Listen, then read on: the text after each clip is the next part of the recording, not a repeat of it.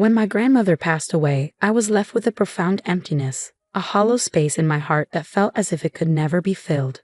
She'd been my one constant, the person who raised me after my parents left, both too caught up in their own lives to take care of a child. My grandmother stepped in, and together we made a home in her beautiful house on Willow Lane, a sprawling historic estate that was as warm as she was. She filled the house with love, laughter, and a deep, enduring resilience.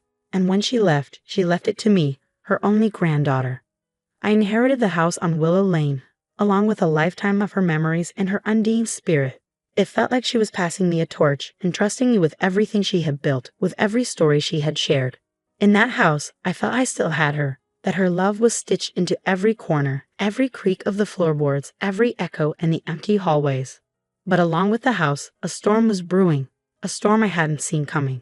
Moving into the house alone was like stepping into another life. I'd lived there as a child, but returning as an adult, I was now responsible for it, for preserving it as my grandmother would have wanted. I spent the first few days walking through each room, feeling her presence everywhere.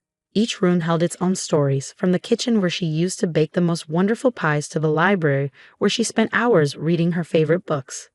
This house, to anyone else, was just a structure, but to me, it was her legacy, a piece of her I could keep forever. It wasn't long before Ethan began to show signs of interest. We'd been dating for a while, and he had always been charming, thoughtful, and attentive. His sudden fascination with the house felt, at first, like a natural extension of his curiosity about me. But soon his questions about my grandmother's house took on a different tone, a tone that felt more possessive than endearing. I brushed it off, thinking I was reading too much into things. It was only natural, I told myself. Ethan was in real estate after all, and perhaps he just saw the house as an investment, a valuable asset. But the part of me that was raised by my grandmother, the part of me that held the house sacred, felt a pang of unease. One evening, I found him in the study, flipping through some of my grandmother's documents. He didn't seem to notice me at first. His eyes scanned the pages with such intensity that for a moment, he didn't even hear me approach. "Ethan, what are you doing?" I asked, trying to keep my voice light. He looked up, almost startled. "Oh, Lena, just curious. You know, it's an incredible property. You must realize what an asset you've inherited here, right?" The way he said it, an asset, sent a shiver through me. This wasn't just an asset. This was my grandmother's home. But I forced a smile and nodded, trying to brush off the strange feeling brewing in my chest. After all, this was Ethan. My Ethan. The person who'd been there through so many ups and downs. I reminded myself that I was being paranoid.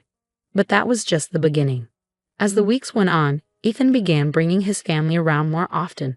I'd met them a few times, of course, during holidays or birthdays, but they'd never taken much interest in me before. Now, though, they were always there, always admiring the house, always lingering just a little too long. It was Helen, his mother, who made her intentions the clearest. "You've really inherited a gem, Lena," she said one evening as she gazed around the living room with barely concealed greed. Her voice dripped with thinly veiled envy, a hunger I couldn't ignore. She ran her hand over the mantel, examining the family photos I had placed there. My grandmother's legacy, her love for her home and family encapsulated in each frame. I felt a surge of protectiveness rise within me. "It's more than a house to me, Helen. It's everything my grandmother worked for. It's her memory, her life." Helen looked at me, her expression softening just a fraction, but her eyes held a glint of something darker.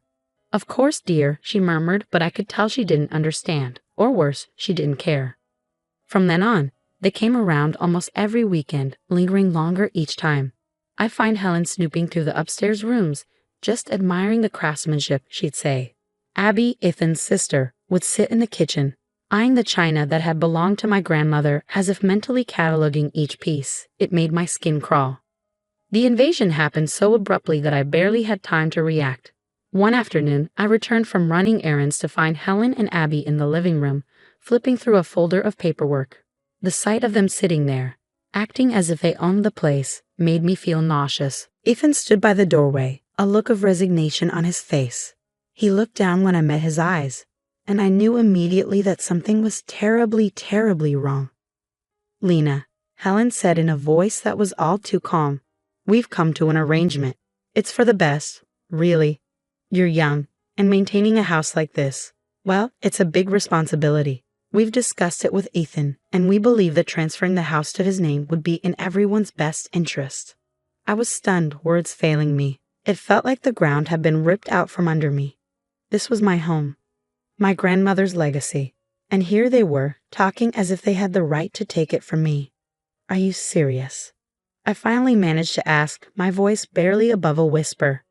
You can't just take my home. Abby smirked, a look of triumph flashing in her eyes.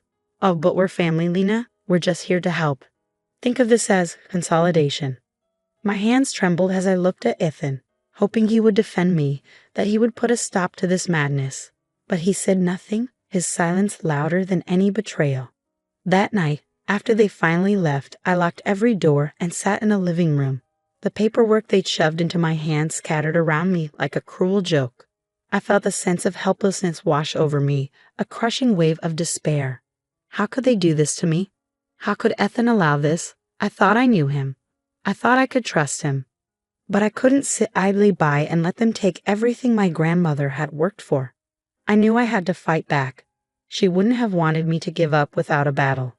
The next morning, I called a lawyer, Mr. Jacobs, an old family friend who had helped my grandmother with her estate. He listened patiently as I told him everything, his voice calm and reassuring when he finally spoke.